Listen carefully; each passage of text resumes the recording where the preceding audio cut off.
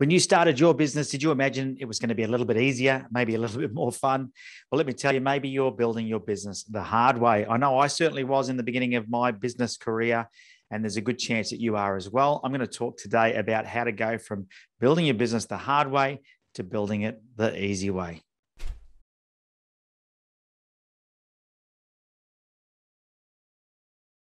G'day, Ben Futrell here, co-founder of Max My Profit. We're all about helping you build the business that you imagine. Now, if you imagine your business was a little bit easier to build, then I've got great news for you today. We're going to have a bit of a chat about what my own experience was as I built my first business. And I definitely went about building it the hard way. What I've learned over the last 20 years of coaching hundreds of business owners is that there definitely is an easier way. And I'm going to share that with you today. Now, if you're doing it the hard way, then the likelihood is you maybe are like me. When I first started out, I had a thing I like to call superhero syndrome, where I tried to do everything myself. Now, I understand you may be the best person in your business right now to do the particular task, but the reality is if the business relies on you having to do all the work, then it's always going to be a hard business to run. In fact, it's not really a business, it's a job, a job, a just over broke, and there's probably more month at the end of the money than there is money at the end of the month. If you feel like you're the only person that can do the work, or you might say it's so hard to find people as good as you, then you've probably got too much of an ego and you need to rethink your strategy. The only way to build a business that doesn't rely on you having to be there is not to do all the work. And that means getting really good at delegating, finding amazing team members, and building an amazing business. So if you're trying to do everything yourself, that's probably problem number one. The second thing was I wasn't open to learning. So I felt like I knew it all. When I started my first business, I was in fact, my first major business, which was a multi-million-dollar business, was at the age of 24. I was 10 foot tall. I was bulletproof, and I didn't want to listen to anybody else. I just thought I knew what I needed to do. Now, there's certainly some merit in having that confidence, that blind confidence to just get on with it, because you'll just drive forward and you'll build something. But it doesn't mean you're going to build something that is, efficient or profitable or even fun to own. So, I think one of the things that I learned over time is that you have to be willing to learn or at least listen to what other people have to say that have been there before. So mentors and coaches, accountants, maybe even family members that have been in business for some time. The old saying is you don't know what you don't know until you know what you don't know. So knowing it all is a very dangerous way to be. The other thing is in busy working in the business. Have you got a business or a busyness? If you're spending all your time working in and none of your time working on the business, then the business is not going to scale. It's not going to grow.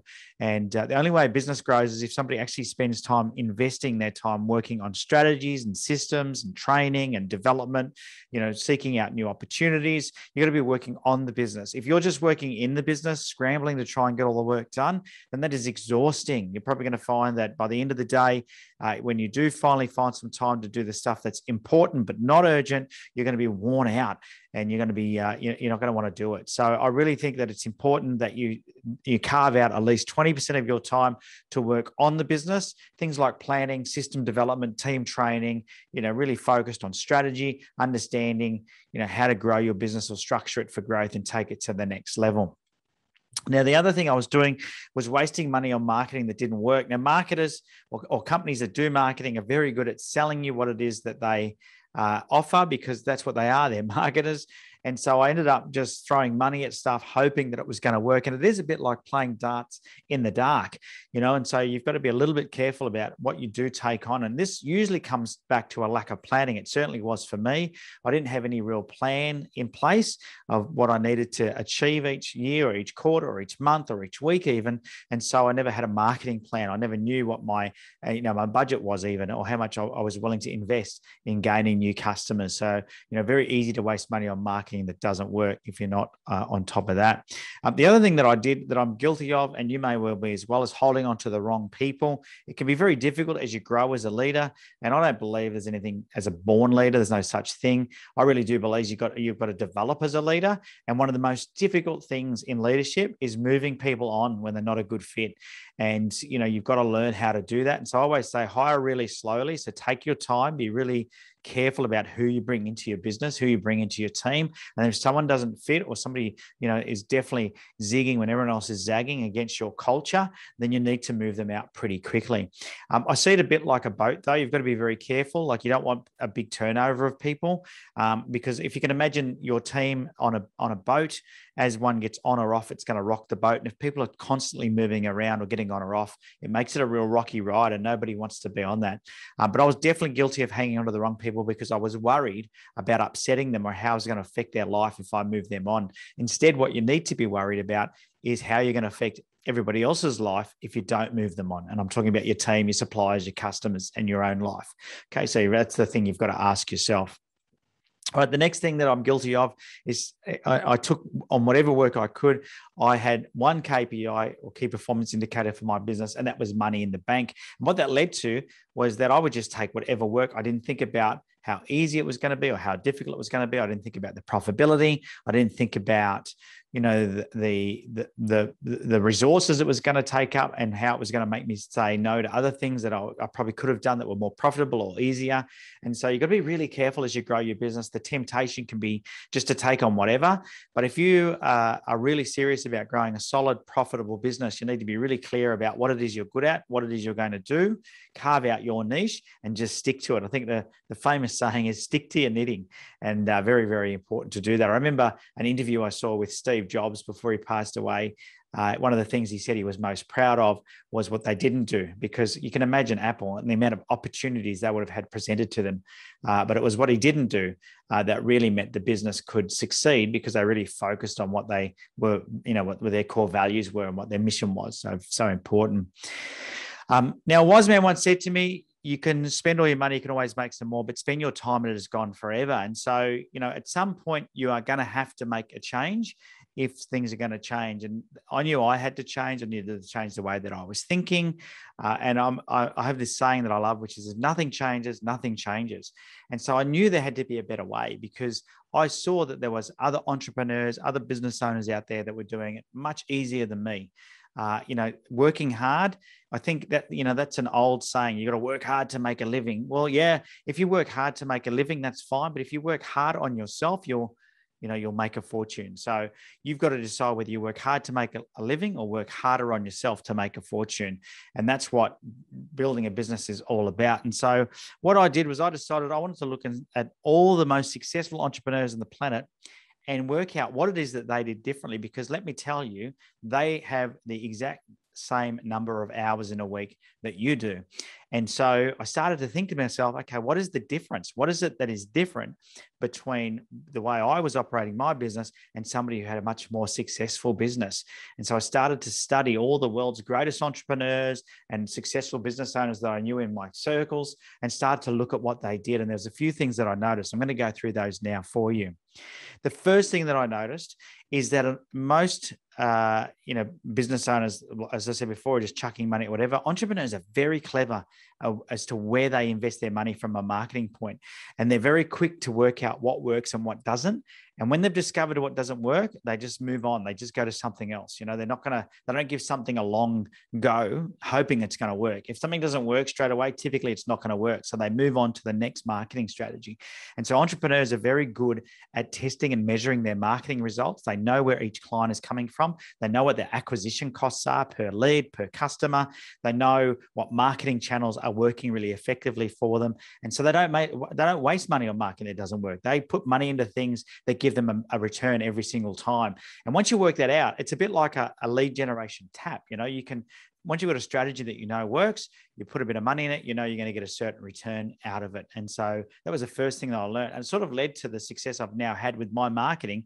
I've got one strategy which we use, which is a digital marketing strategy. We've been running it for about 8 years now, and it consistently delivers me sales every single year. I'm not talking about small amounts of sales either. It has been what is attributed to millions and millions of dollars in revenue. And so once you find something that works, you just keep turning it up and using it.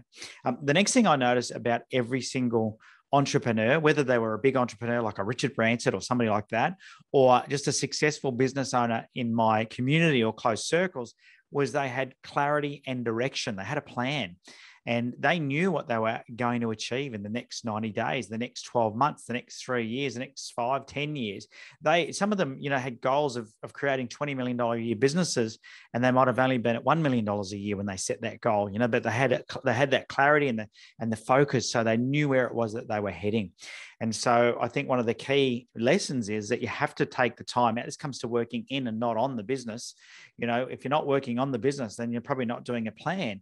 And so you've got to free your time up so you can work on building yourself a strategic plan, work out, okay, what direction am I taking my business? Not only will it help you, but it will help your entire team. It'll help your customers. It'll help your suppliers. It'll help everybody understand what you stand for and what it is you're trying to achieve. And once you can do that, it'll give you, every day when you get out of bed, before you put your feet on the floor, it'll give you direction, it'll give you purpose, it'll give you energy. And so you need to have clarity and direction. You need to have a plan. As the old saying says, you fail to plan, you plan to fail. You've probably heard that before. The next thing I noticed about these great business builders is that they are also great team builders. And so, they are good at grooming leaders within the organization and then coaching those people. And they accepted that a lot of the people in their business may not be as passionate as them. They may not have the ownership level that they have, but they still managed to groom amazing people that did have a high level of accountability, ownership, and responsibility for helping them achieve the goals within the business.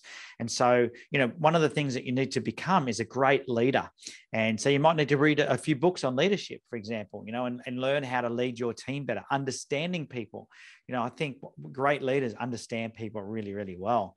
And so if you look at any successful entrepreneur, they've really mastered the art of understanding their team and getting their team on board to follow their vision and their goals and drive it to success. And you can do the same thing too.